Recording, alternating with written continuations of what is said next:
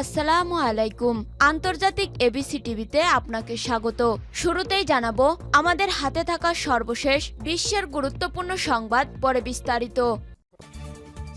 পুরোদমে Israel Iran Hezbollah যুদ্ধ চলছে, জানিয়ে দিব আমাদের হাতে থাকা সর্বশেষ গুরুত্বপূর্ণ আপডেট আন্তর্জাতিক সংবাদ। শুরুতেই জানিয়ে দিব লেবাননে ৮ শতাধিক ইসরায়েলি সেনা নিহত। দক্ষিণ লেবাননে জিপ এরলিস নামের ৭১ বছর বয়সী এক গবেষক ও ২ ইসরায়েলি সেনা নিহত হয়েছেন। একই হামলায় এরলিস এবং একজন সৈন্য নিহত হন। এতে গোলানি ব্রিগেডের একজন অফিসার গুরুতর আহত হন। এছাড়া অপর এক ঘটনায় ২২ বছর বয়সে এক সৈন্য নিহত হয়েছেন। এরপর জানিয়ে দিব নেতানিয়াহুর বিরুদ্ধে আইসিসির গ্রেপ্তারি পরোয়ানা। দখলদার ইসরায়েলের প্রধানমন্ত্রী বেঞ্জামিন নেতানিয়াহুর বিরুদ্ধে গ্রেপ্তারি পরোয়ানা জারি করেছে আন্তর্জাতিক অপরাধ আদালত আইসিসি। এদিকে জিম্মি মুক্তির জন্য যে শর্ত দিলেন হামাস। গাজায় ইসরায়েলের হামলা বন্ধ না হলে কোনো জিম্মি মুক্তি দেওয়া হবে না বলে সাফ জানিয়ে দিয়েছেন হামাসের ভারপ্রাপ্ত প্রধান খলিল আল হাইয়া। বুধবার ২০ নভেম্বর হামাসের আল আকসা টেলিভিশন চ্যানেলে এক টেলিভিশন সাক্ষাৎকারে তিনি একথা বলেন। খবর আল আরাবিয়ার। এরপর জানিয়ে দিব শিখ নেতা নিজ্জর হত্যার ষড়যন্ত্র সম্পর্কে মোদি জানতেন। শিখ নেতা হরদীপ সিং নিজ্জর হত্যার ঘটনায় কানাডা এবার জড়ালো ভারতের প্রধানমন্ত্রী নরেন্দ্র মোদীকেও। সেই দেশের সংবাদপত্র সরকারি সূত্রের উদ্ধৃতি দিয়ে জানিয়েছেন, কানাডায় খালিস্তান আন্দোলনের নেতাকে হত্যার ষড়যন্ত্রের কথা নরেন্দ্র মোদী আগে থেকেই জানতেন। এবং সর্বশেষ জানিয়ে দিব সিরিয়ায় ইসরায়েলি হামলায় নিহত ৩৬। সিরিয়ার পালমিরা শহরে আবাসিক ভবনে হামলা চালিয়েছে ইসরায়েল। এতে কমপক্ষে ৩৬ জন নিহত হয়েছেন এবং আরও ৫০ জন আহত হয়েছেন। সিরিয়ার রাষ্ট্রীয় সংবাদ মাধ্যমের বরাতে এ খবর জানিয়েছে কাতার ভিত্তিক সংবাদ মাধ্যম আল জাজিরা। বুধবার ২০ নভেম্বর এক বিবৃতিতে সিরিয়ার প্রতিরক্ষা মন্ত্রণালয় বলেছে যে সিরিয়ার পূর্বাঞ্চলীয় আল তানফের দিক থেকে বিমান হামলা চালানো হয়েছে। এতে উল্লেখযোগ্য বস্তুগত ক্ষতি হয়েছে। আল তানফ হল মার্কিন যুক্তরাষ্ট্র নিয়ন্ত্রিত ইরাকি সীমান্তের কাছাকাছি একটি এলাকা। প্রিয় দর্শক, এতক্ষণ শুনছিলেন সংবাদ শিরোনাম, এরপর বিস্তারিত। তবে তার আগে বন্ধু জানিয়ে দিন আপনি কোন স্থান থেকে আমাদের সংবাদটি দেখছেন এবং শুনছেন। জানিয়ে দিন এই সংবাদ সম্পর্কে আপনার মূল্যবান মতামত। আর বন্ধু, গাজা যুদ্ধে আপনি যদি নিরীহ ফিলিস্তিনিদের ভালোবেসে থাকেন তাহলে কমেন্টে এস লিখে বিশ্ববাসীকে জানিয়ে দিন। আর বন্ধু, আপনি যদি আমাদের চ্যানেলে নতুন হয়ে থাকেন তাহলে ভিডিওটি দেখতে দেখতে চ্যানেলটি সাবস্ক্রাইব করে রাখুন, যাতে করে আমাদের পরবর্তী সংবাদগুলো সবার আগে আপনার কাছে পৌঁছে যায়। এবারে বিস্তারিত। লেবাননে ৮ শতাধিক ইসরায়েলি সেনা নিহত। দক্ষিণ লেবাননে জিপ এরলিস নামের ৭১ বছর বয়সী এক গবেষক ও ২ ইসরায়েলি সেনা নিহত হয়েছেন। একই হামলায় এরলিস এবং একজন সৈন্য নিহত হন। এতে গোলানি ব্রিগেডের একজন অফিসার গুরুতর আহত হন। এছাড়া অপর এক ঘটনায় ২২ বছর বয়সী এক সৈন্য নিহত হয়েছেন। এই ২ সৈন্যের মৃত্যুর ফলে গাজা যুদ্ধ শুরুর পর থেকে এখন পর্যন্ত লেবাননে ৮ শতাধিক ইসরায়েলি সেনার মৃত্যু হলো। খবর জেরুজালেম পোস্টের। বুধবার ২০ নভেম্বর ইসরায়েলি বাহিনী জানায় ২২ বছর বয়সী এক সৈন্য দক্ষিণ লেবাননের যুদ্ধের সময় নিহত হয়েছেন। পরে আইডিএফ জানায় গোলানি ব্রিগেডের chief of staff colonel Yoav Imran, Israeli tour guide এবং ইসরায়েলের ল্যান্ডের প্রত্নতাত্ত্বিক বিশেষজ্ঞ ৭১ বছর বয়সী জিপ এরলিসকে একটি প্রত্নতাত্ত্বিক স্থানে প্রাচীন দুর্গ পরীক্ষা করার জন্য দক্ষিণ লেবাননের পশ্চিম সেক্টরে প্রবেশের অনুমতি দেন। তবে ওই এলাকায় আগে থেকেই ২ হিজবুল্লাহ যোদ্ধা লুকিয়েছিল।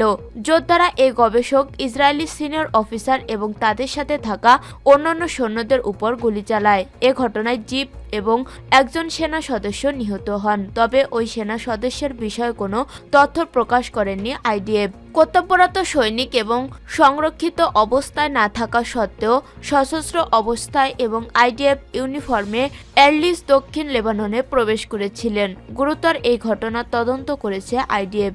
ইতান বেন নামে ২২ বছর বয়সী ইসরায়েলি সার্জেন্টের মৃত্যুর বিষয়ে আইডিএফ বলেছে, বুধবার ভোরে অপারেশন চলাকালে কমান্ডোরা দক্ষিণ লেবাননে একটি গ্রামে ক্ষতিগ্রস্ত এক ভবনের মধ্য দিয়ে হাঁটছিলেন। তখন ভবনটি ধসে এবং ওই সেনার মৃত্যু হয়।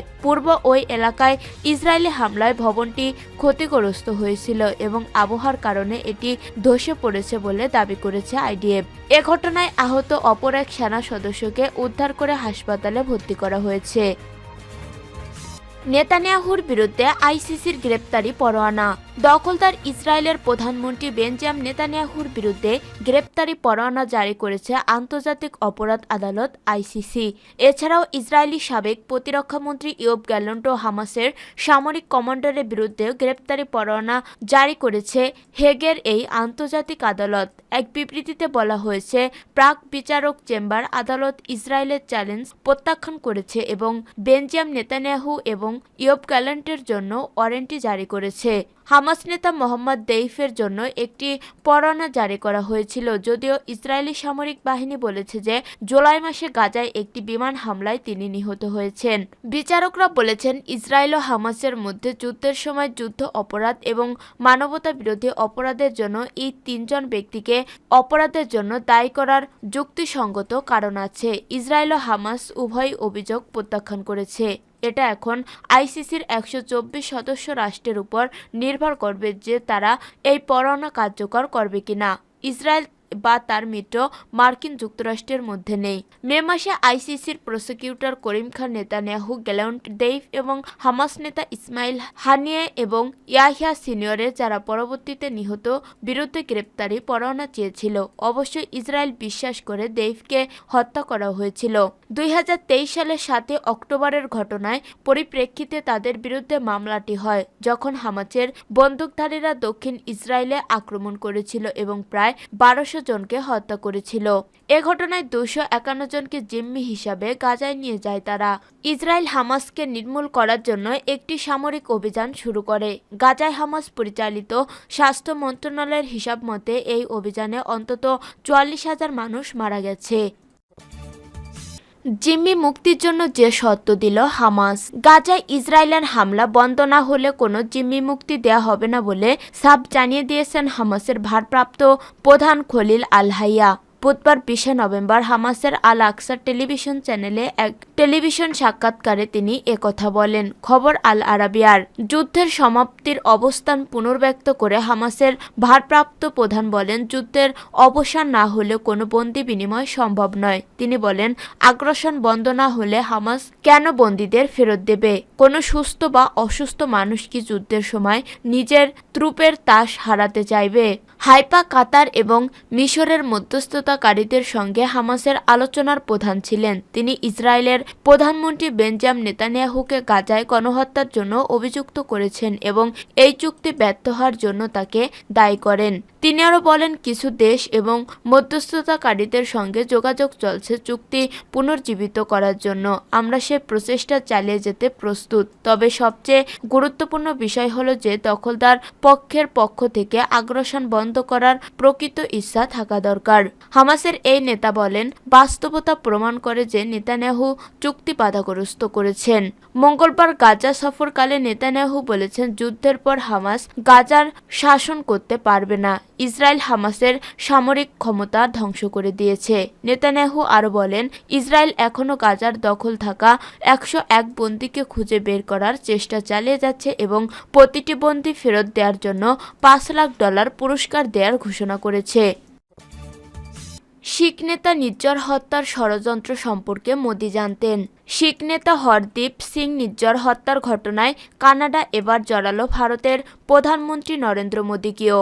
সেই দেশের সংবাদপত্র সরকারি সূত্রের উদ্ধৃতি দিয়ে জানিয়েছেন, কানাডায় খালিস্তান আন্দোলনের নেতাকে হত্যার ষড়যন্ত্রের কথা নরেন্দ্র মোদী আগে থেকেই জানতেন। কানাডার সংবাদপত্র দ্য গ্লোব অ্যান্ড মেল এই খবর প্রকাশ করলেও তারা জানিয়েছে, ঘটনাটি জানলেও হত্যার ষড়যন্ত্রের সঙ্গে মোদী জড়িত এমন কোনো তথ্য প্রমাণ সেই দেশের গোয়েন্দাদের কাছে নেই। ভারত এই অভিযোগ হাস্যকর বলেও উড়িয়ে দিয়েছে। ভারতের পররাষ্ট্র মন্ত্রণালয়ের মুখপাত্র রণধীর জয়সওয়াল বলেছেন, এমন ধরনের ভিত্তিহীন মন্তব্য অবহেলার সঙ্গে খারিজ করা উচিত। ভারত বলেছে, এই ধরনের হাস্যকর অভিযোগ দ্বিপক্ষীয় সম্পর্কের কোনো অবনতি ঘটেনি। কানাডার নাগরিক খালিস্তান আন্দোলনের নেতা হরদীপ সিং নিজ্জরকে হত্যার পিছনে ভারত সরাসরি যুক্ত বলে কানাডার সরকার আগেই অভিযোগ তুলেছিল। প্রধানমন্ত্রী জাস্টিন ট্রুডো পার্লামেন্টের এই অভিযোগ এনে বলেছিলেন, এমন মনে করার যথেষ্ট তথ্য তাদের আছে। ভারতের উচিত তদন্তে নিযুক্ত গোয়েন্দাদের সঙ্গে সহযোগিতা করা। তবে ভারত শুরু থেকেই ওই অভিযোগ ভিত্তিহীন বলে দাবি করে আসছে। কানাডা সরকারকে তারা এ বিষয়ে প্রমাণ দিতে বলেছে। ভারতের দাবি, কানাডা এখনো কোনো তথ্য প্রমাণ দেয়নি। কানাডার পররাষ্ট্র প্রতিমন্ত্রী ডেভিড মরিসন কিছুদিন আগে সেই দেশের পার্লামেন্ট কমিটিতে সাক্ষ্য দেওয়ার সময় বলেছিলেন, নিজ্জর হত্যায় ভারতের স্বরাষ্ট্রমন্ত্রী অমিত শাহর হাত ছিল। কানাডা সরকারের সূত্রের উদ্ধৃতি দিয়ে এবার দ্য গ্লোব অ্যান্ড মেল জানিয়েছে, নিজ্জর হত্যার ছক কষেছিলেন অমিত শাহ। সেই ছকের কথা জানানো হয়েছিল প্রধানমন্ত্রী নরেন্দ্র মোদী, পররাষ্ট্রমন্ত্রী এস জয়শঙ্কর ও জাতীয় নিরাপত্তা উপদেষ্টা অজিত দোভালকে। দ্য গ্লোব অ্যান্ড মেল এর প্রতিবেদনে বলা হয়েছে, সেই দেশের গোয়েন্দারা মনে করেন মোদীকে না জানিয়ে এমন একটা সিদ্ধান্ত শাহ, জয়শঙ্কর ও দোভাল নেবেন না। সংবাদপত্রটি অবশ্যই জানিয়েছে, মোদী ওই হত্যা ষড়যন্ত্রের সঙ্গে সরাসরি যুক্ত এমন কোনো প্রমাণ কানাডার গোয়েন্দাদের কাছে নেই। হত্যা ষড়যন্ত্রের সঙ্গে ভারতের সাবেক হাইকমিশনার জড়িত বলে কানাডা অভিযোগ করেছিল। তারপরে হাইকমিশনারকে ভারতে ফিরিয়ে আনা হয়।